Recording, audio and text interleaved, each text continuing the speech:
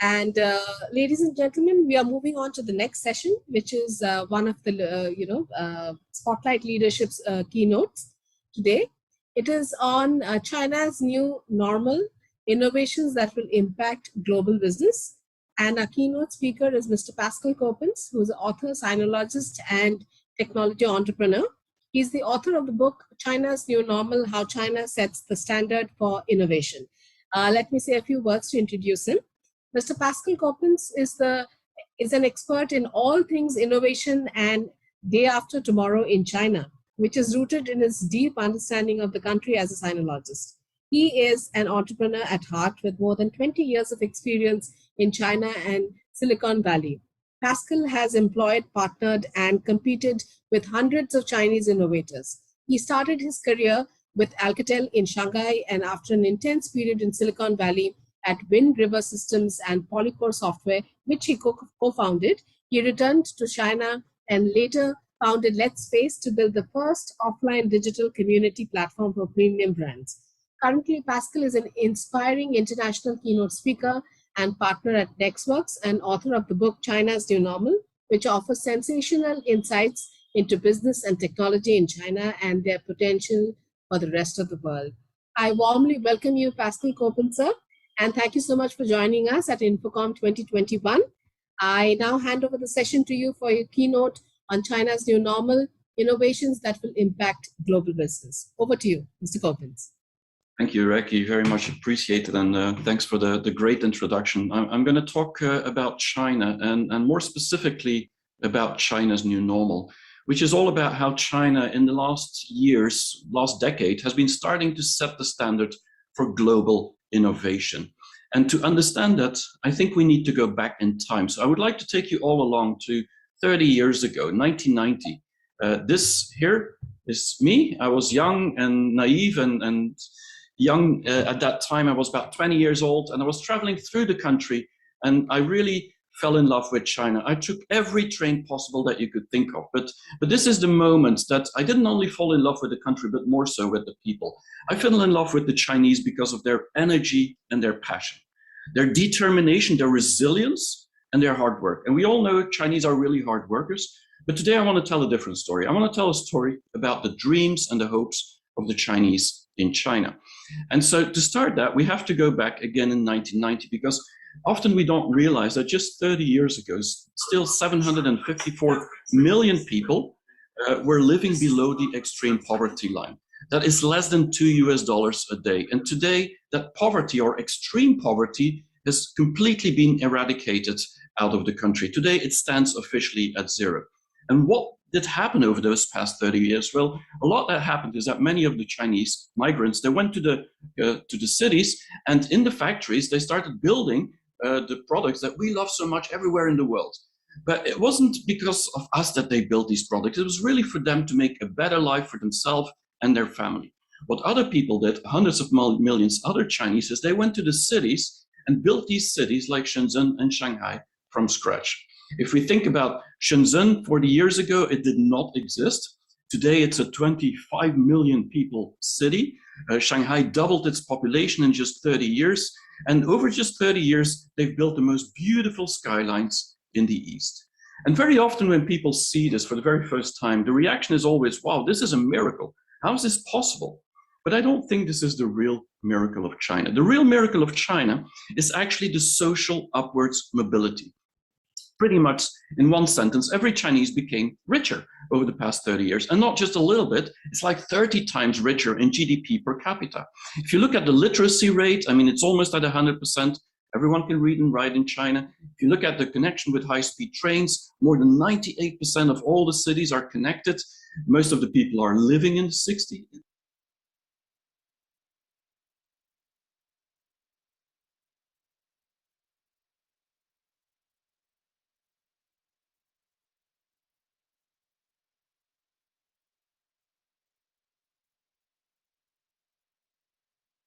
Is that they all went back because they really saw China as the land of the opportunity. And today, specifically for those people that still aren't in the middle class, they have all basic healthcare insurance. So that is the real miracle of China.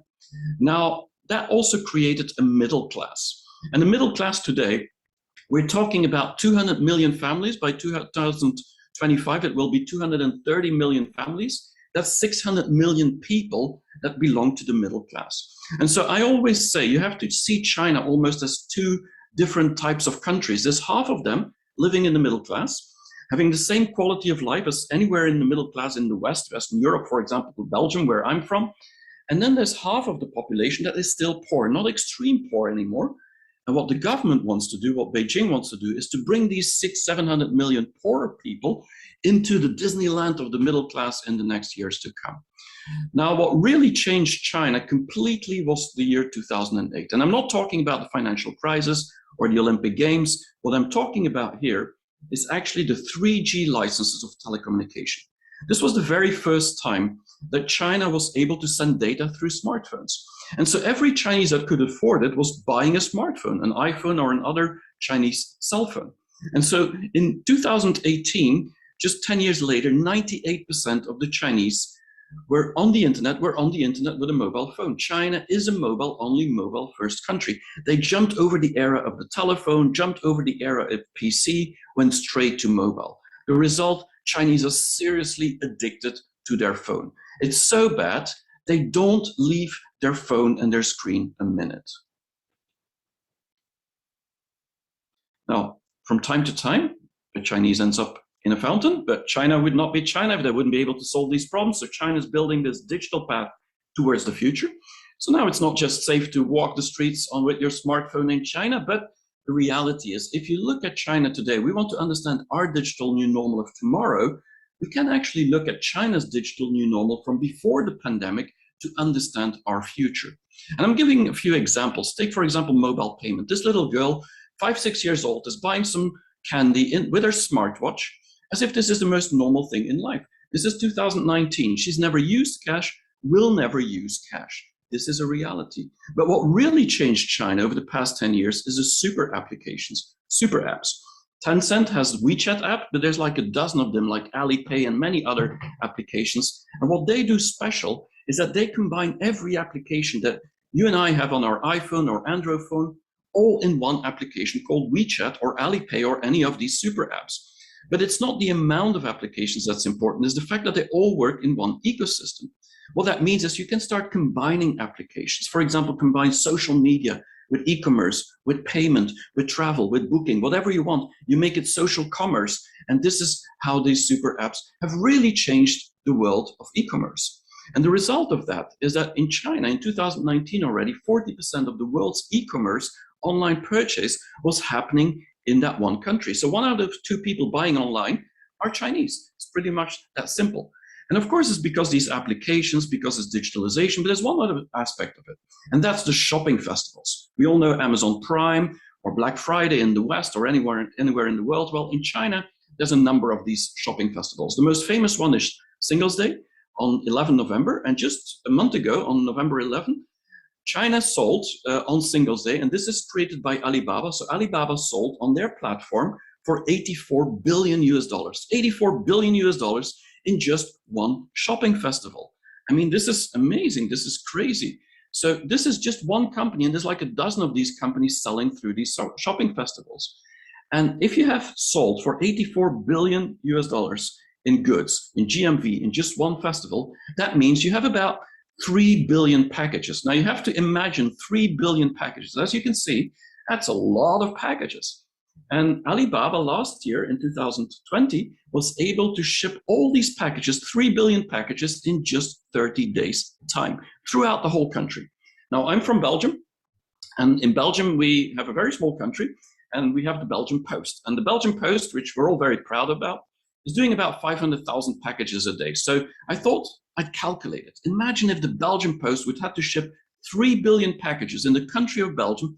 Well, the last person would get his or her package after exactly 30 years. 30 years compared to 30 days in China. That is the difference between efficiency and speed and scale of China. And when we see those packages, we don't get it. But this has everything to do with the back end. What we're forgetting is that all these factories today, specifically when it comes to logistics, are completely automated. They're completely robotized. China today has more robots in its factories than Europe, America, South Korea, and Japan together. I mean, they're not all activated yet, but just in a couple of years from now, we'll see that China will be the most automated factory of the world. So this is not about people using their hands anymore. This is really about technology and innovation. Now, the other thing that really changed China, and this is only 6 years ago, is that Xi Jinping, the president of the People's Republic of China, said very clear that by 2030, that's in 9 years from now, China will become the leader in innovation, global innovation. And of course, these words, these ambitions 6 years ago created all the tensions between China and the US. And so it started with a technology war with ZTE, if you remember, and Huawei later, still ongoing today. Then it became a trade war under Trump, which is now still not resolved in a phase one, even 3 years later. And then the last 2 years, I don't need to tell you, this has everything to do with COVID-19.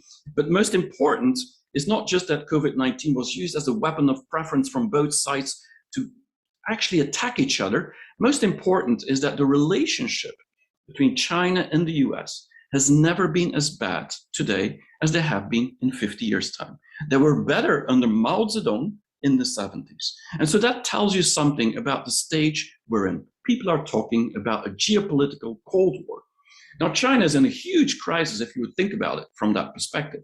But this is not the first crisis, and China really understands how to deal with crises. But it's not easy for this country. Think about environment, think about pollution, think about energy needs in China, energy crisis. Think about things like urbanization, cities of 20, 30 million people with, of course, security problems that comes with it and an overpopulation of 1.4 billion people. I mean, very similar to India, lots of people. And in China, the big issue is that there's a lot of old people. And 60 years older, it's about 260 million people. And then you have things like the healthcare crisis or healthcare problems we've seen with the pandemic, or food quality issues, other quality product issues. I mean, lots of problems at a huge scale. Newer problems, mobility, education, unemployment. Imagine unemployment in a country with a communist party in charge. And then the real estate bubble that is about to burst, as we say. If you look at Evergrande and Fantasia and all these companies that maybe could unleash a financial crisis now. So lots of problems, the debt of China, I could go on and on and on. The reality is that 6 years ago, in 2015, Xi Jinping really understood, and the whole Beijing understood, that it's impossible to solve these problems with people, more than enough people. They need technology. And this is why in 2015, China decided to put all its eggs in one basket, namely disruptive technologies. And so any technology company, any innovative company that wanted to do something new, they were looking at becoming a company that was focused on one of these 9 technologies, one of these 9 disruptive technologies. Why? Because all of these technologies will actually rewrite every business model and every industry in the world. And so the Chinese thinking was very simple. It's like, we don't need to catch up with the rest of the world. We don't need to catch up with the West. We can just rewrite the future together with the West, and we'll see who wins. And so this is really what happened in the past 6 years, is this focus, this extreme focus on disruptive technologies. But there's another reason why I believe China could become the leader in global innovation. And this has to do with 3 things that China is doing extremely well. The infrastructure has to do with early adopters and with agility. I'm going to go through all 3 of them very, very quickly. But the infrastructure is very important because the infrastructure is something that's centuries old. There's a saying in Chinese that goes, Yao xiang fu, xian xiu lu. And what that means literally is if you want to become rich and wealthy, you first need to build a road. And so Chinese have been building roads for centuries. Think about the Great Wall of China, but now you see the high-speed trains and all these things. But today it's all about the digital infrastructure. And just a little bit over a year ago, in May last year, 2020, the government decided to invest in the next 5 years, $1.4 trillion into the digital infrastructure of China. In the meantime, it's $1.6 trillion. But that's such a big number. What does that actually mean? And the best way to understand that is to go back in time, go back 5 years. And at that point, China also said, we need to become the leader in 5G. And Huawei, ZTE, and others were really driving this change.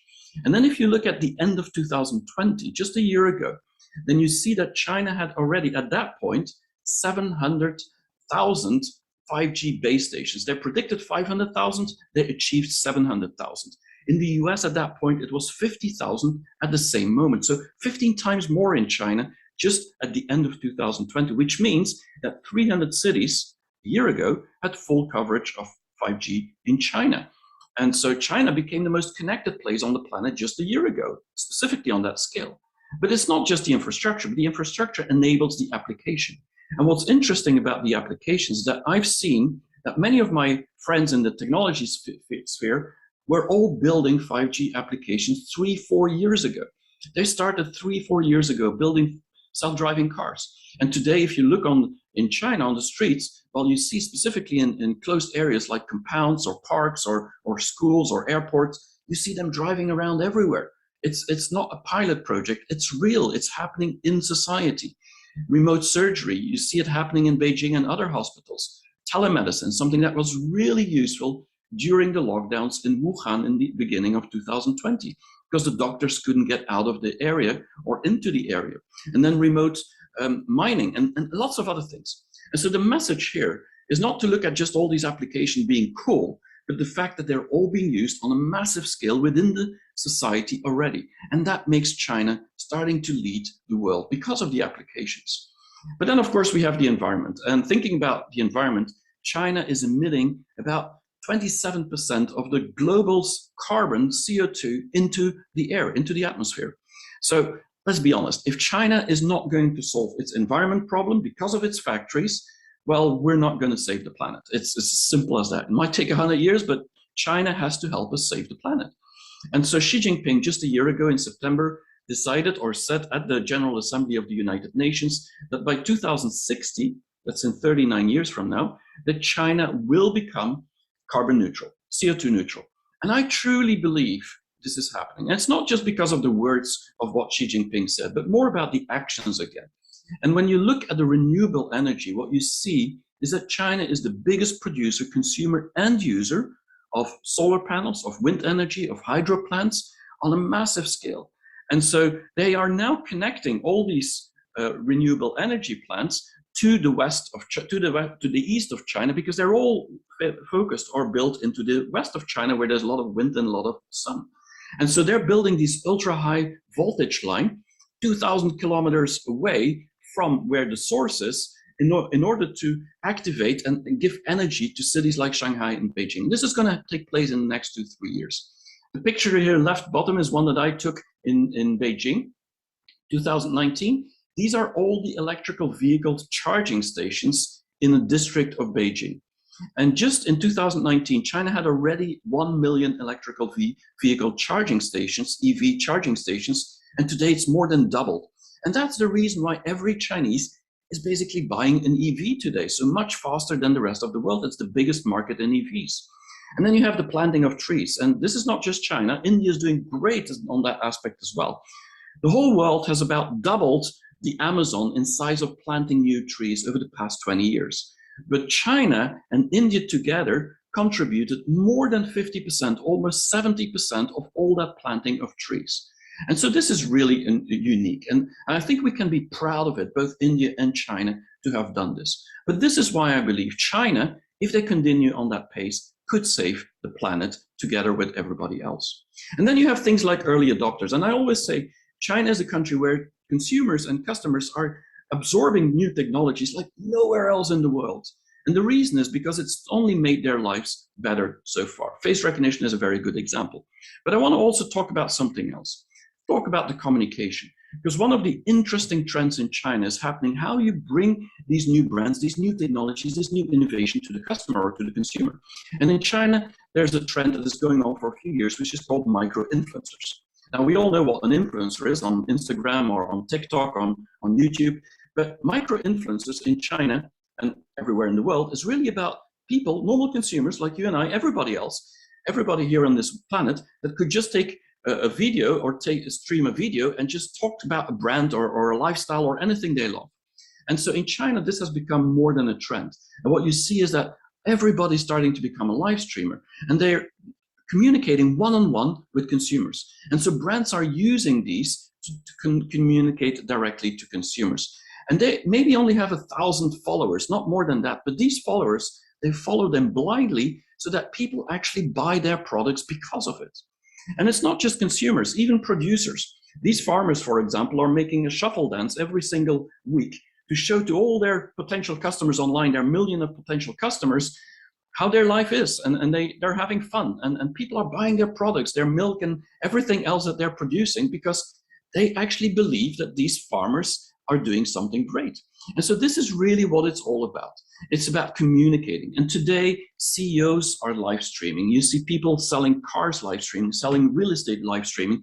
I believe in China, if you're not live streaming today, you won't find a job anymore as an employee. It's just part of your resume, your CV. And today there's 15 million Chinese live streaming every day and making a living from live streaming. That's not a trend anymore. It's an industry on itself. Now, the last thing I want to talk about is agility. And I've been an entrepreneur in China for many, many years, for 20 years. And as I've seen in China is that there's no place on the planet where the competition is so fierce. But if you want to compete in a world of innovation and technology, I mean, you need great talent. Where do you find great talent in China? Well, one good place to find talent in China is, for example, at a job fair in Shanghai. This was a job fair I went to once because I thought I'm going to distribute some flyers from my software company back then. And I can tell you, you don't want to stay there. I mean, this is crazy. This is madness. So every year, just to put this in perspective, 8 to 9 million Chinese graduate from university. 8 million Chinese. And out of these 8 million Chinese, almost 5 million, 4.666 million to be exact, are graduating with a science, technology, engineering, or math degree. So STEM graduates. And then you see India. I mean, together with India, China 37%, India 21%, that's more than 50%, almost 2/3 of the planet's STEM graduates are just coming from those two countries. And so when people challenge me and say, can China really become the leader in global innovation? I would say, of course they can. I mean, look at these numbers. There's quality everywhere. I mean, there's smart people everywhere in the world. It's just China and India have more smart people in quantity, in scale, than anybody else. So the gravity of innovation, the gravity of new technology coming out of the world will come more and more from Asia. It's moving towards the East. That's just a fact. But when you see all these people in China, all these agile people, what they want to do is to move towards red oceans. So all these graduates, STEM graduates, they are looking for what we call red oceans. A red ocean, or a red market, you could say, is a market where there's a lot of consumers, an existing market, a lot of products, a lot of money to be made, a lot of opportunity, a lot of buyers, a lot of downloads. So this is a real existing market. And Chinese love these red oceans. They don't want to create as many new oceans. And when you're in that red ocean, what you see is that it's very competitive. It constantly changes. I mean, there's a lot of hurdles. And so Chinese love and are used to this changing environment. And there's a saying in Chinese saying that the only constant in China is change. And so Chinese have become used or agile almost by DNA. They've learned to become agile to survive in this red ocean. But I don't call it a red ocean. For me, it's a bloody ocean. It's a bloody ocean because it's a bloody gladiator fight to the death to survive in this red ocean. And I fought that fight for 20 years, and I know how tough it is. And the best way to survive and to be agile in China is actually to be fast. And so Chinese are always faster than anybody else. I mean, they're not better than the rest of the world. I mean, we can really outcompete China on project management, on strategy, on lots of things, on branding, on marketing, on research, on innovation, on everything. But when it comes to speed, they're almost addicted to speed. Here's a few examples. Take, for example, on the top left here, you see a train station that is being built in just 9 hours' time. Rebuilt, actually, it's 1.5 kilometers with 1,500 people built in 9 hours because they didn't want the high-speed train to stop when it arrived in the train station in the morning. Or for example, the Wuhan hospitals or COVID hospitals, 2 of them that were built in just 10 days' time. We all saw it on the news. The hotel of 57 stories that was built in just 3 weeks' time. This is mind-boggling. And then if you wonder how China has been building 38,000 kilometers of high-speed train in just 12 years' time, more than the whole world together, is because every 10 minutes they put a beam on these 2 pillars. And so these are just a few examples. And many people say, yeah, that's cool, but is the quality really good? And the answer is simple. The first time it's not, but the second time it's better. The third time it's even better. And by the time they're doing it 40 times or 50 times, it's better often than some of the products that we see or services in the rest of the world. And so they learn while they're agile. And I think that's the real message of being agile. It's not about being able to change, it's about learning while you change. And so Klaus Schwab, the founder of the World Economic Forum, a couple of years ago said that in the new world, it's not going to be the big fishes eating the small ones. It's going to be the fast fishes eating the slow ones. And Chinese are just so fast. But on top of that, they're also working together in big ecosystems, call it monopolies, which the government is now trying to tackle. But these ecosystems is all about building this trust between companies and people to actually eat those big fishes. And that's what you see them going global now. Now, to conclude, I would like to say that in the West, everywhere in the world, we've built some of the best global brands that there are around. Some of them are 200 years old. And we've built the best products, best intellectual property, the best services in the world. We have great strategy, and some companies really made a business out of building strategy, things about McKinsey or others. We're also very good in building efficiency. I mean, think about Germany or Switch watches. I mean, we love precision. And it's also about brand emotions. We have created an environment where consumers in the world have become really emotionally attached to our brands. And so that's all what's about the brand value. But in the future, if we look at tomorrow, what we see is that speed is becoming more important than intellectual property. We see that relying on the ecosystem is becoming safer than relying on the strategy, because anything we had as a strategy in 2019, we definitely did not implement it in 2020. Being agile, trying, daring, failing, trying again becomes much better and more efficient than the efficiency of the process very often. And we all have to become customer-centric, because as you see in China very often, customers can make a brand, but they can also break a brand in no time. And these things in yellow are exactly what China is offering as something very unique and the strengths of China. And so my message is always, wherever we are in the world, we should keep those things that we're very good at, but we should also get inspired by China and learn how they are so agile, so different, so customer-centric sometimes, and really know how to change the world. And it's going at lightning speed, so we better not waste time and look at what's happening in China today. I will now stop sharing my screen, and thank you very much for this for being able to present here, Raki. I leave it to you. You can also find me on LinkedIn, by the way, but I leave it right now to you. Well, thank you, Mr. Pascal Coppens, for that very interesting keynote.